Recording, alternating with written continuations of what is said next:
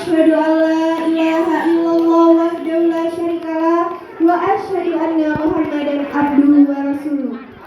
Yang terhormat Bapak Ibu guru yang bijaksana dan yang kami sayangi, teman-teman sekalian. Puji syukur mari kita persembahkan kehadiran Allah Azizul Ghafur yang senantiasa melimpahkan rahmat dan karunia-Nya hingga pada kesempatan ini kita masih bisa melangkahkan kaki dan mengayunkan tangan untuk berkumpul di tempat ini. Salawat dan salam mari pula kita kirimkan kepada baginda Rasulullah SAW. Allahumma sholli ala Sayyidina Muhammad wa ala ali Sayyidina Muhammad. Ma'asyiral muslimin rahimakumullah. Perkembangan teknologi elektronik digital memberikan dampak positif sekaligus dampak negatif terhadap perilaku kehidupan sosial, budaya, ekonomi maupun politik. Bagi pelaku bisnis atau pengusaha, keberadaan media sosial memberikan dampak positif yang sangat signifikan terhadap penjualan. Namun, jika kita melihat dari sisi negatifnya, tidak kalah dahsyat efek yang ditimbulkan akibat dari penyalahgunaan media sosial. Penyebaran informasi hoax di media sosial merupakan suatu fenomena yang mengancam ukhuwah Islamiyah dalam berbangsa dan bernegara. Menanggapi permasalahan tersebut, maka pada kesempatan ini kami akan menyampaikan sebuah syaharan dengan judul Konsep Al-Quran dalam Menyikapi Hoax. Sebagai landasan, mari kita dengar Quran Surah An-Nur ayat 11 yang akan dibacakan oleh ayah kami.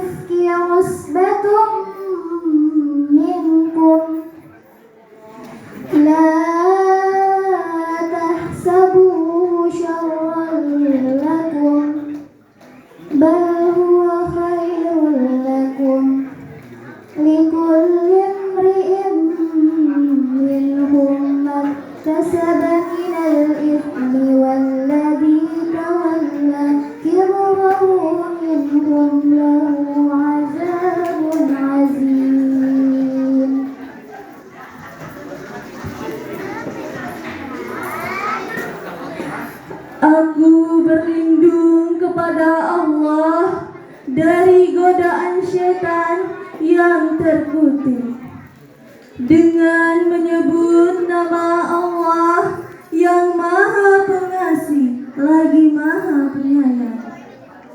Sesungguhnya orang-orang yang membawa berita bohong itu adalah kelompok di antara kamu juga. Janganlah kamu mengira bahwa peristiwa itu buruk bagimu, sebaliknya itu baik bagimu.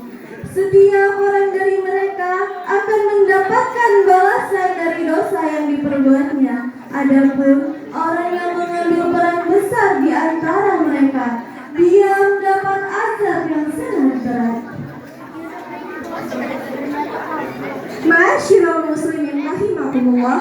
Berita bohong ini mengenai Aisyah radhiyallahu an, Ummul Mukminin, setelah perang dengan Bani Mustalik pada bulan Sya'ban 5 Hijriah. Perang itu diikuti oleh kaum munafik dan turut pula Aisyah radhiyallahu an dengan Nabi SAW berdasarkan undian yang diadakan di antara istri-istri beliau. Dalam perjalanan kembali, mereka berhenti pada suatu tempat. Aisyah keluar dari rombongannya untuk suatu keperluan, lalu kemudian kembali. Tiba-tiba ia merasa kalungnya hilang, lalu ia pun mencarinya. Sementara itu, rombongan berangkat dengan prasangka Aisyah masih ada dalam rombongan. Dan setelah mengetahui rombongannya sudah berangkat, Aisyah duduk di tempat itu seraya berharap rombongan akan datang kembali menjemputnya. Secara kebetulan, seorang sahabat Nabi bernama Safwan bin Mu'attal lewat di tempat itu dan menemukan seseorang sedang tidur sendirian. Safwan pun terkejut seraya berkata,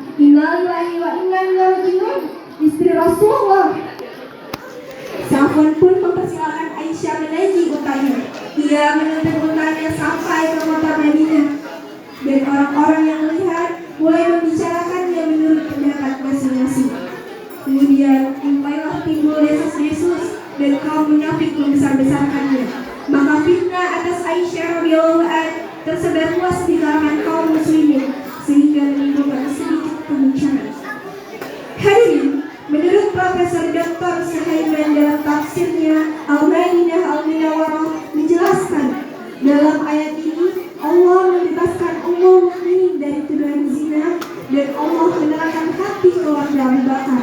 Sedangkan secara bahasa, lafal alif itu adalah bentuk masdar dari fi'il sulasi mujarrad, yaitu apakah yatikulkan yang berarti kadzaba, suka berbohong dan memanipulasi. Dan menurut Imam Al-Ghair dalam tafsirnya Al-Ghazil jilid 13 mengatakan, ayat ini sama dengan surah An-Nahl 106, sama-sama menjelaskan tentang manusia yang menyebarkan berita dengan dusta. Gaya hidup para pendusta, mereka berbuat ulah seenaknya, menyebarkan berita dusta di berbagai tempat hanya demi sebuah jabatan, kekuasaan dan kekayaan. Hanya demi sebuah kekuasaan mereka menyebarkan kebohongan. Hanya demi sebuah jabatan mereka memproduksi berita bohong yang berlebihan. Dan hanya demi uang mereka menyiapkan fakta-fakta kebenaran. Ada beberapa anjuran Al-Quran dalam menyikapi penyebaran berita bohong. Di antaranya, pertama, hendaklah berprasangka baik